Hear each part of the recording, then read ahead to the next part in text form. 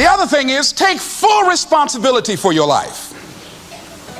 Accept where you are and the responsibility that you're going to take yourself where you want to go. Someone said we have two primary choices in life.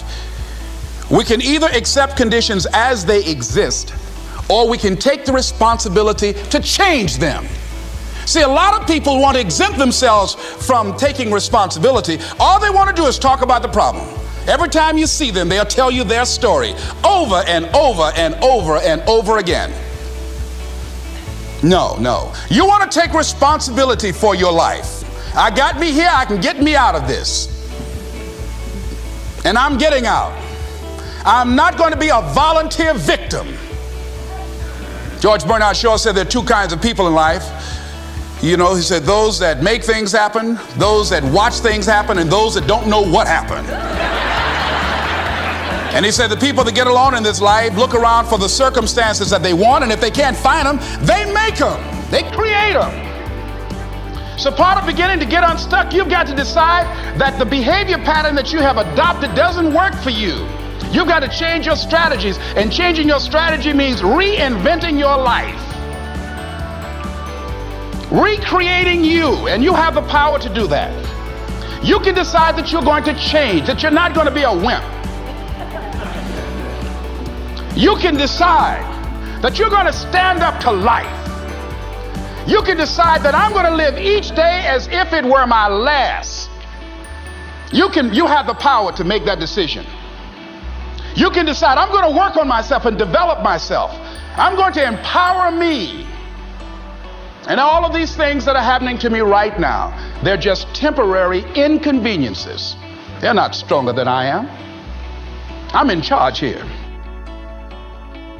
That in the process of working on your dreams, you are going to incur a lot of disappointment, a lot of failure, a lot of pain, a lot of setbacks, a lot of defeats. But in the process of doing that, you will discover some things about yourself that you don't know right now. What you will realize is that you have greatness within you. What you'll realize is that you're more powerful than you can ever begin to imagine.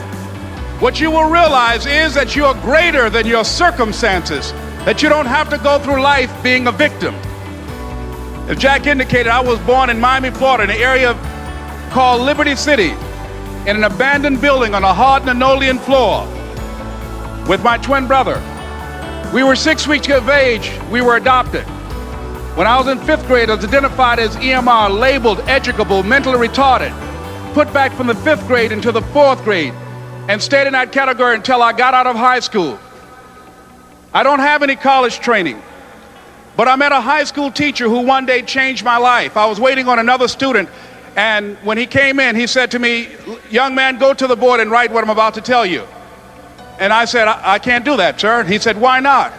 I said, "I'm not one of your students." He said, "It doesn't matter, follow my directions now."